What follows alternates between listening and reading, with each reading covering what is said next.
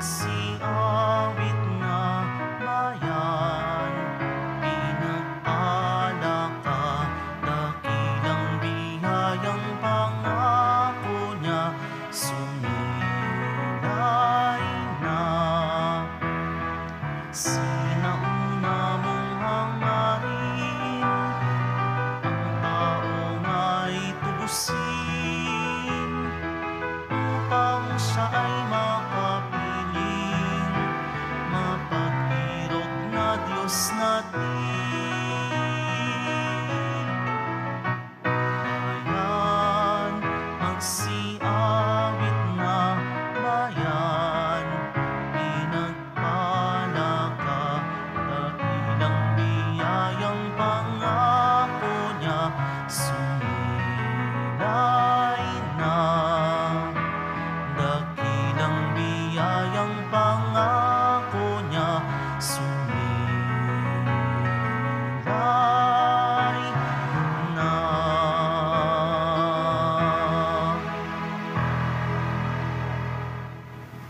Simulan natin ang ating pagdiriwang sa ngalan ng Ama at ng Anak at ng Espiritu Santo. Amen. Ang pagpapala ng ating Panginoong Hesukristo, ang pag-ibig ng Diyos Ama, at ang pakikipagkaisa ng Espiritu Santo naway sumainyong lahat. At sumaiyo rin. Mga kapatid, ngayong araw na ito, ipinagdiriwang natin ang kapistahan ni Apostol San Bartolome. Upang tayo maging marapat gumanap sa banal na pagdiriwang, aminin muna natin at pagsisihan ang ating mga kasalanan. Inaamin ko sa makapangyarihang Diyos at sa inyo mga kapatid, na lubha akong nagkasala sa isip, sa salita at sa gawa at sa aking pagkukulang. Kaya isinasamo ko sa mahal na Birheng Maria, sa lahat ng mga anghel at mga banal, at sa inyo mga kapatid, na ako'y ipanalangin sa Panginoong ating Diyos. Kaawan tayo na makapangyarihang Diyos, patawarin tayo sa ating mga kasalanan at patnubayan tayo sa buhay na walang hanggan. Amen. Panginoon, kaawaan mo kami. Panginoon, kaawaan mo kami. Kristo, kaawaan mo kami. Kristo, kaawaan mo kami. Panginoon, kaawaan mo kami. Panginoon, kaawaan mo kami.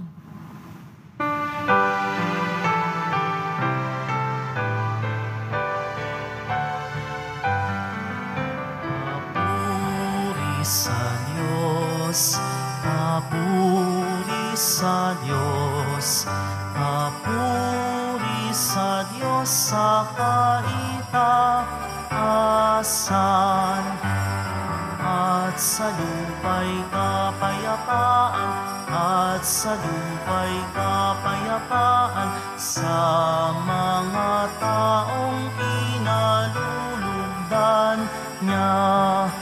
Pinupuri ka namin, dinarangal ka namin, sinasamba ka namin, ipinagbubunyi ka namin, pinasasalamatan ka namin, dahil sa dakila mong angking kapurihan. Panginoong Diyos, Hari ng langit, Diyos amang makapangyarihan sa lahat, Panginoong Hesukristo, bugtong na anak, Panginoong Diyos, Kordero ng Diyos, anak ng Ama. Ikaw na nag-aalis ng mga kasalanan ng sanlibutan. Maawa ka sa amin.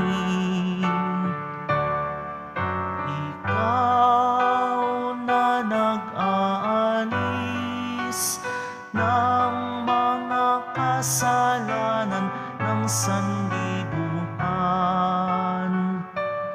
Tanggapin mo ang aming kahilingan. Tanggapin mo ang aming kahilingan. Ikaw na naluluklok sa kanan ng Ama, maawa ka sa amin, sapagkat ikaw lamang ang banal at ang kataas-taasan. Ikaw lamang, O Jesucristo, ang Panginoon, kasama ng Espiritu Santo sa kadakilaan ng Diyos Ama. Amen. Ng Diyos Ama. Amen. Papuri sa Diyos. Papuri sa Diyos. Papuri sa Diyos sa kaitaasan.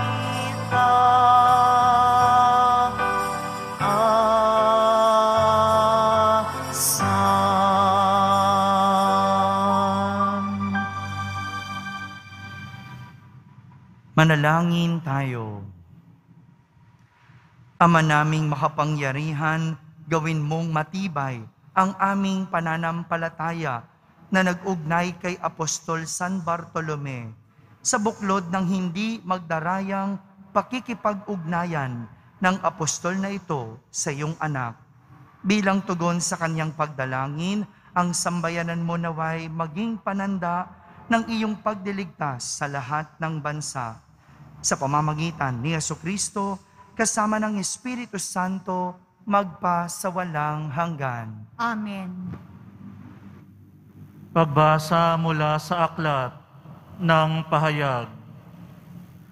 Wika ng anghel sa akin, halika at ipakikita ko sa iyo ang babaeng makakaisang dibdib ng kordero. Nilukuban ako ng Espiritu at inihatid ako ng anghel sa ibabaw ng isang napakataas na bundok. Ipinakita niya sa akin ang Jerusalem, ang banal na lungsod na bumaba mula sa langit, buhat sa Diyos. Nagliliwanag ito dahil sa kaningningan ng Diyos. Kumikislap na gaya ng hiyas na haspeng, sinlinaw ng kristal. Ang pader nito'y makapal at mataas, at may 12 pinto. Bawat isa'y may bantay na anghel. Nakasulat sa mga pinto ang pangalan ng 12 lipi ng Israel.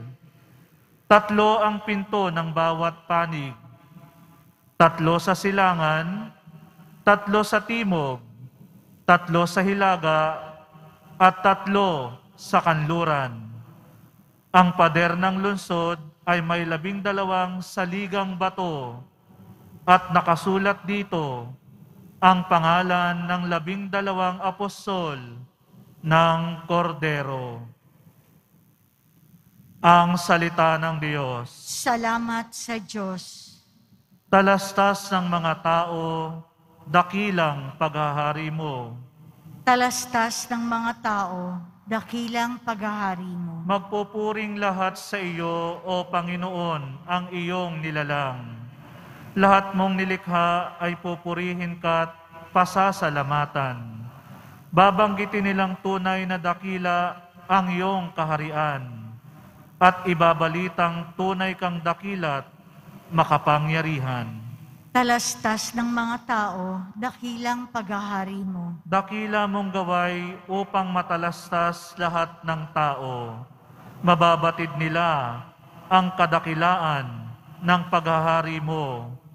Ang paghahari mo'y sadyang walang hanggan, hindi magbabago.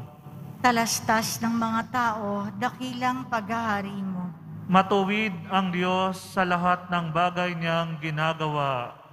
Kahit anong gawin ay kalakip doon ang habag at awa. Siya'y nakikinig at handang tumulong sa lahat ng tao. Sa sinumang taong pagtawag sa Kanya'y tapat at totoo. Talastas ng mga tao, dakilang paghahari mo.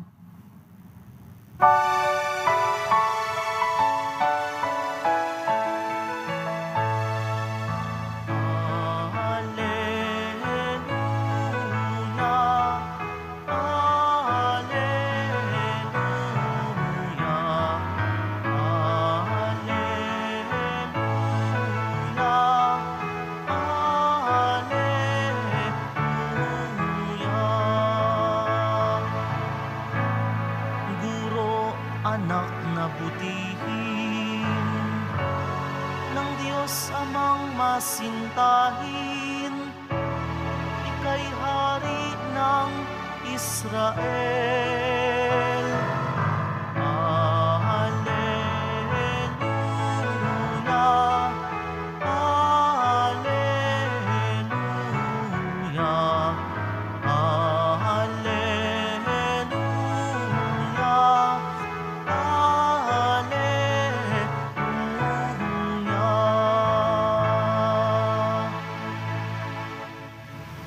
Sumainyo ang Panginoon. At sumaiyo rin. Ang mabuting balita ng Panginoon ayon kay San Juan. Papuri sa iyo, Panginoon.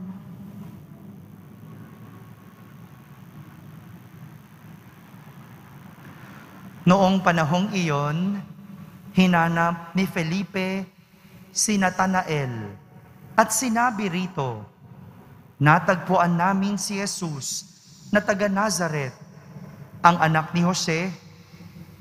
Siya ang tinutukoy ni Moises sa kanyang sinulat sa kautusan at gayon din ng mga propeta. May magmumula bang mabuti sa Nazaret? Tanong ni Natanael. Sumagot si Felipe, "Halika't, tingnan mo." Nang malapit na si Natanael, ay sinabi ni Jesus, "Masdan ninyo ang isang tunay na Israelita, siya'y hindi mandaraya." Tinanong siya ni Natanael, "Paano ninyo ako nakilala?" Sumagot si Jesus, "Bago ka patawagin ni Felipe, nakita na kita nang ikaw ay nasa ilalim ng puno ng igos." "Rabay, kayo po ang anak ng Diyos. Kayo ang hari ng Israel." Wika ni Natanael. Sinabi ni Jesus, "Nananampalataya ka ba dahil sa sinabi ko sa iyong nakita kita sa ilalim ng puno ng igos? Makakakita ka ng mga bagay na higit kaysa rito." At sinabi niya sa lahat, "Tandaan ninyo, makikita ninyong bukas ang langit at ang mga anghel ng Diyos ay manhik manaog sa kinaroroonan ng anak ng tao." Mga kapatid, ang mabuting balita ng Panginoon. Pinupuri ka namin, Panginoong Hesukristo. May magmumula bang mabuti sa Nazaret? Ito po ang naging tanong ni Natanael na mas kilala bilang Bartolome kay Felipe. Ito yung tanong niya. May magmumula bang mabuti sa Nazaret? Pero ang tanging nasagot ni Felipe, "Halika at tignan mo." Halika at tignan mo. Kung medyo sensitibo ka o balat sibuyas ka, yung tanong ni Bartolome parang tila isang may panghuhusga. May mabuti pang magmumula sa Nazaret? Kung sensitibo ka, ito yung una mong mararamdaman. Parang mayroong panghuhusga na para bang may kinalaman ang lugar na pinanggalingan ng isang tao sa kanyang pagkatao. Hindi kasi makapaniwala si Bartolome na nagmula sa simpleng lugar ang Mesiyas na tinutukoy ni Moises sa kanyang kasulatan at ng mga propeta. Sino ba naman ang maniniwala mula sa simpleng lugar? Meron bang mabuting magmumula? Kaya naman, ipinakilala si Jesus o pinakilala ni Jesus ang kanyang sarili kay Bartolome gamit ang kanyang sariling kakayanan. Si Jesus, bago pa niya nakilala o bago pa niya nakaharap si Bartolome, sinabi na nito sa kanya na nakita niya si Bartolome sa ilalim ng puno ng igos. Walang kaalam-alam si Bartolome. Nakilala siya ni Jesus. Kaya nga, bukod sa nakita niya si Bartolome sa ilalim ng puno ng igos, nasabi ni Jesus na si Bartolome ay hindi mandaraya. Kilala agad ni Jesus ang pagkatao ni Bartolome at alam niya na si Bartolome ay isang taong hindi mandaraya. Kung si Bartolome tila nahusgahan si Jesus dahil sa kanyang pinanggalingan, si Jesus kinilala si Bartolome dahil alam ni Jesus ang kanyang kalooban. Kaya naman mula sa pagdududa, naging pagkamangha ang naramdaman ni Bartolome kay Jesus. Minsan, akala natin, mahuhusgahan natin ang isang tao base sa kanyang pinanggalingan. Pinanggalingang lugar, gaya ng Quiapo. Pag meron ka bang taong nakilala na galing Tondo, ano ang mararamdaman mo? O kaya, merong galing taga-Alabang, o kaya galing Forbes Park. Pwede rin naman, pinanggalingang pamilya, gaya ng pamilya ng mga politiko, o kaya broken family. Pwede rin namang pamilya ng mga negosyante. O kaya, minsan, tinitignan din natin ng tao base sa kanyang pinanggalingang eskwelahan. Mula sa public school, mula sa private school, o kaya Catholic school. Pwede rin namang exclusive school. Hindi ba? Pag ang isang tao, naririnig natin ang kanilang pinanggalingan, nagkakaroon agad tayo ng pagkakakilanlan sa ating isip kahit hindi ito ang katotohanan. Ilan lamang ito sa madalas na tinitignan natin pagdating sa pinanggalingan ng isang tao. Pero ang totoo, wala namang kaugnayan ang mga ito sa tunay nating pagkatao. Kahit galing tayo sa prominenteng pamilya, kahit galing ka sa pamilyang hiwalay ang mga magulang, o kahit na sa sarili mong pagkakamali, hindi ang mga bagay na ito ang magpapakilala sa iyong buong pagkatao. Kahit yung iyong pagkakamali. Kaya nga, huwag kang malulungkot kung ikaw ay bumagsak. Huwag kang magdaramdam kung ikaw ay nagkamali. Dahil hindi naman ito ang buo mong pagkatao. Walang sino man ang makakahusga sa iyo, kundi ang nilalang na nakakaalam ng kalooban mo. Si Jesus, wala namang prominenteng pinanggalingan, pero hindi nangangahulugang wala siyang kagalingan at angking karunungan. Ito ang gustong ipakita ni Jesus sa ating ebanghelyo. Hindi kailanman mahuhusgahan ang totoong pagkatao batay sa pinanggalingan nito. Dahil ang tunay na panghuhusga ay mangyayari lang kung nakikilala mo ang isang tao base sa kanyang kalooban. Kaya bago mo husgahan ang isang tao, gaya ni Bartolome at ang imbitasyon ni Felipe, halika, lapitan mo. Bago ka manghusga, kilalanin mo, lapitan mo. Dahil, tandaan, walang makakahusga sa atin, kundi ang nilalang na alam ang lahat sa kalooban natin. Amen.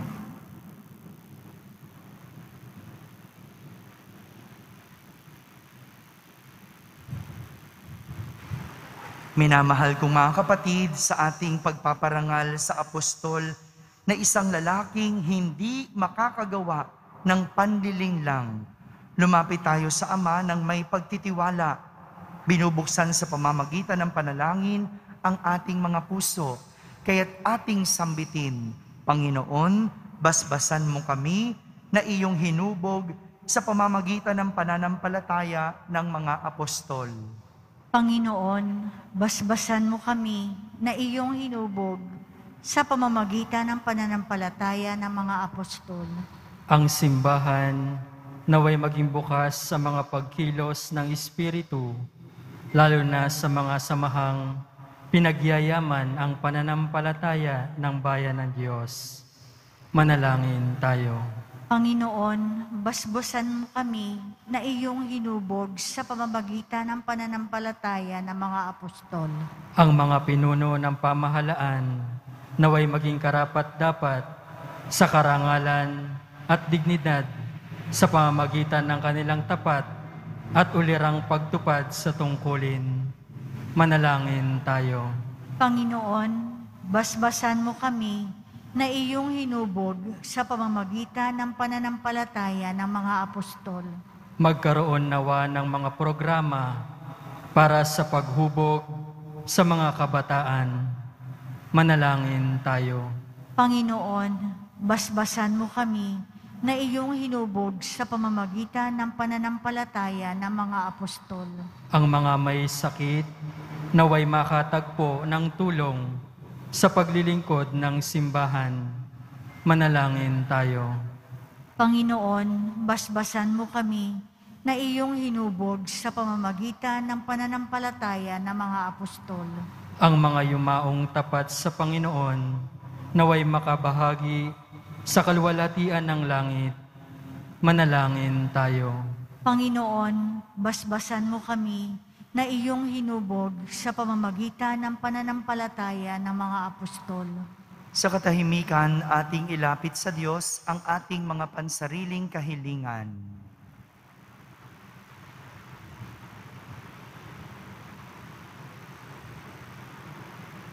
Manalangin tayo.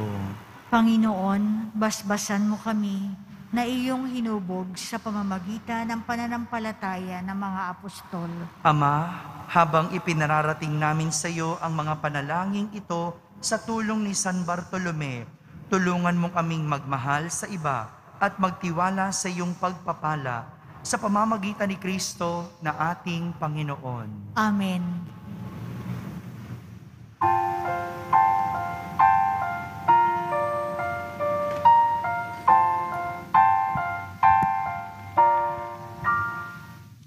Naghahanda ng alay ay narito po ang alak at tinapay dala sa altar mo.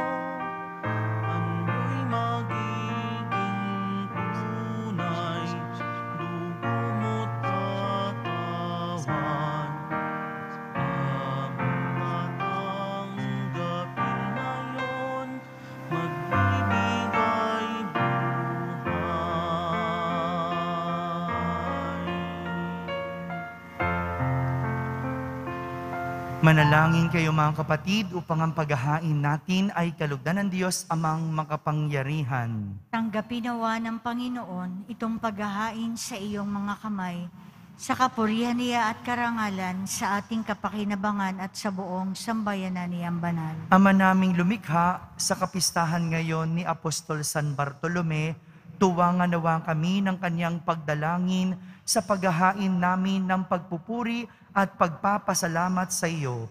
Sa pamamagitan ni Jesucristo, kasama ng Espiritu Santo, magpa sa walang hanggan. Amen. Sumainyo ang Panginoon. At sumaiyo rin. Itaas sa Diyos ang inyong puso at diwa. Itinaas na namin sa Panginoon. Pasalamatan natin ang Panginoong ating Diyos. Marapat na siya ay pasalamatan. Ama naming makapangyarihan, tunay ngang marapat na ikaw ay aming pasalamatan sa pamamagitan ni Jesucristo na aming Panginoon.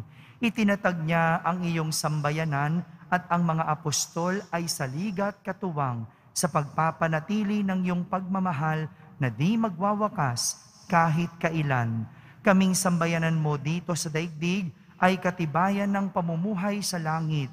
Kaming narito ang tagapaghipahiwatig sa pagkakaisa ng tanan sa iyong pag-ibig. Kaya kaysa ng mga anghel na nagsisiawit ng papuri sa iyo ng walang humpay sa kalangitan, kami nagbubunyi sa iyong kadakilaan. Santo, Santo, Santo, Panginoong Diyos ng mga hukbo, napupuno ang langit at lupa ng kadakilaan mo, o sana sa kaitaasan. Pinagpala ang naparirito sa ngalan ng Panginoon, o sana sa kaitaasan. Ama naming banal, ikaw ang bukal ng tanang kabanalan, kaya't sa pamagitan ng iyong Espiritu, ay gawin mong banal ang mga kaloob na ito upang para sa amin ay maging katawan at dugo ng aming Panginoong Hesukristo. Bago niya pinagtiis ang kusang loob na maging handog, hinawakan niyang tinapay, pinasalamatan kanya, pinaghati-hati niya iyon, iniyabot sa kanyang mga lagad at sinabi, "Tanggapin ninyong lahat ito at kanin, ito ang aking katawan na inihahandog para sa inyo."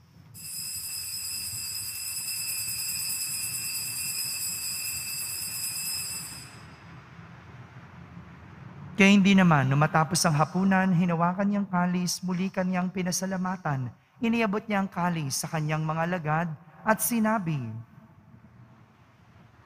"Tanggapin ninyong lahat ito at inumin, ito ang kalis ng aking dugo, ng bago at walang hanggang tipan, ang aking dugo na ibubuhos para sa inyo at para sa lahat, sa ikapagpapatawad ng mga kasalanan.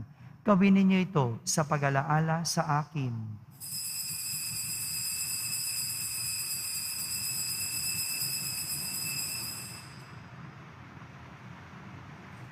Ipagbunyi natin ang misteryo ng pananampalataya. Si Kristo'y namatay, si Kristo'y nabuhay, si Kristo'y babalik sa wakas ng panahon.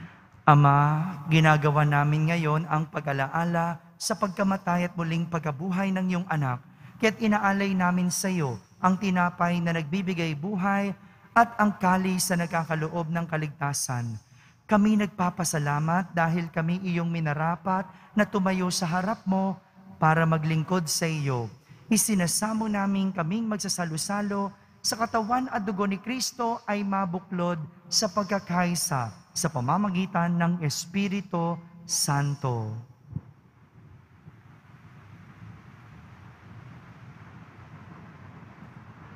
Ama, lingapin mo ang iyong simbahan, laganap sa buong daigdig. Puspusin mo kami sa pag-ibig, kaysa na Francisco naming Santo Papa, ni Jose naming Arsobispo, lahat ng obispo at ng tanang kaparian. Alalahanin mo rin ang mga kapatid namin na himlay, na may pag-asang sila'y muling mabubuhay, gayon din lahat ng mga pumanaw. Kawan mo sila at patuloyin sa iyong kaliwanagan. Kawan mo kami, pweddapatin kaming lahat na makasalo sa iyong buhay na walang wakas.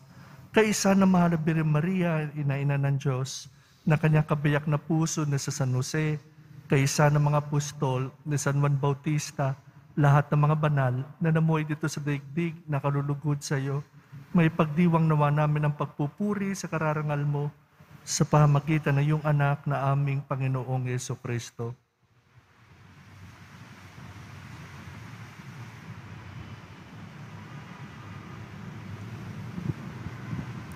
Sa pamamagitan ni Kristo, kasama niya at sa Kanya, ang lahat ng parangal at papuri ay sa iyo, Diyos Amang makapangyarihan, kasama ng Espiritu Santo, magpa sa walang hanggan. Amen. Sa tagubilin ng mga nakahagaling na utos at turo ni Jesus na Panginoon natin at Diyos, ipahayag natin ng lakas loob. Ama namin, sumasalangit ka, sambahin ang ngalan mo, mapasa amin ang kaharian mo, sundin ang loob mo dito sa lupa para ng sa langit. Bigyan mo kami ngayon ng aming kakanin sa araw-araw, at patawarin mo kami sa aming mga sala, para ng pagpapatawad namin sa nagkakasala sa amin. At huwag mo kaming ipahintulot sa tukso, at iadya mo kami sa lahat ng masama. Hinihiling namin kami iadya sa lahat na masama, pagkalooban ng kapayapaan araw-araw, iligtas sa kasalanan at ilayo sa lahat ng kapahamakan, samantalang aming pinananabikan ang dakilang araw ng pagpapahayag ng tagapagligtas naming si Heso Kristo. Sapagkat iyo ang kaharian at ang kapangyarihan at ang kapurihan magpakailanman. Amen. Panginoong Heso Kristo, sinabi mo sa iyong mga apostol, kapayapaan ang iniiwan ko sa inyo, ang aking kapayapaan ang ibinibigay ko sa inyo. Tunghayan mo ang aming pananampalataya at wag ang aming pagkakasala. Pagkalooban mo kami ng kapayapaan at pagkakaisa ayon sa iyong kalooban, kasama ng Espiritu Santo, magpa sa walang hanggan. Amen. Ang kapayapaan ng Panginoon ay laging sumainyo. At sumaiyo rin. Magbigayin kayo ng kapayapaan sa isa't isa. Kapayapaan po para sa lahat. Kordero ng Diyos na nag-aalis ng mga kasalanan ng sanlibutan, maawa ka sa amin. Kordero ng Diyos na nag-aalis ng mga kasalanan ng sanlibutan, maawa ka sa amin. Kordero ng Diyos na nag-aalis ng mga kasalanan ng sanlibutan, ipagkaloob mo sa amin ang kapayapaan.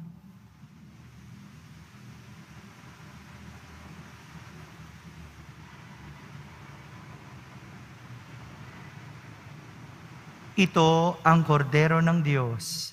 Itong nag-aalis sa mga kasalanan ng sanlibutan. Mapalad ang mga inaaniyahan sa kanyang piging.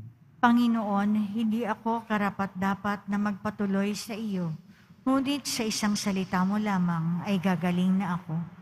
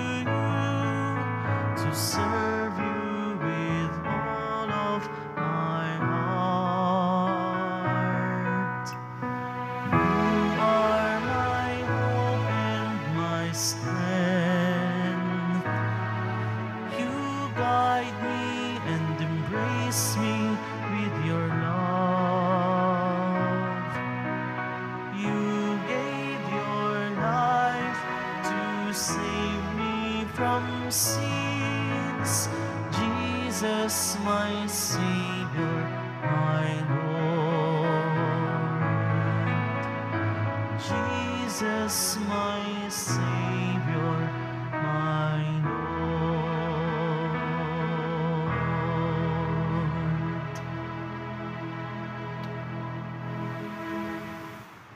Manalangin tayo. Ama naming mapagmahal, ngayong kapistahan ni Apostol San Bartolome, aming pinagsaluhan ang haing nagbibigay buhay sa paglingon namin at pagtanaw ng utang na loob, kami naway makarating sa paroroonang ligayang lubos. Sa pamamagitan ni Jesucristo, kasama ng Espiritu Santo, magpa sa walang hanggan. Amen. Hindi ang ating pinanggalingan o kahit na ang ating mga kamalian at kasalanan ang magpapakilala ng ating buong pagkatao, kundi ang ating mga ginagawa sa buhay at ang laman ng ating kalooban. Sumainyo ang Panginoon. At sumaiyo rin. Pagbabasbas ng Poong Yesus Nazareno. Mahal na Poong Yesus Nazareno, inihayag mo sa pamamagitan ng krus ang walang maliw na pag-ibig ng Diyos sa sangkatauhan. Pakinggan mong kahilingan ng iyong angkan na nagsusumamo sa iyo. Makamtanawan nila ang inyong katugunan at tanggapin ang kasagutan na may utang na loob na tinatanaw. Basbasan din po ninyo ang lahat na may karamdaman at nahihirapan.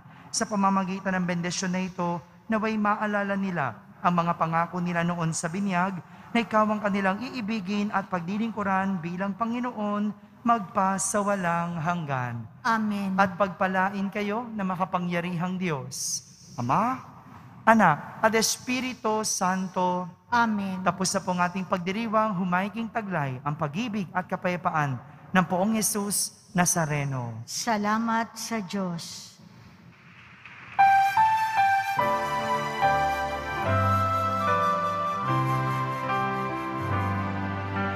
Padre Jesus Nazareno, sinasamba ka namin. Pinipintulo ka namin. Aral mo ang aming buhay at kaligtasan. Cristo Padre Jesus Nazareno, iligtas mo kami sa kasalanan. Ang krus mong pinamatayan ay sagisag ng aming kaligtasan. Nuestro Padre Jesus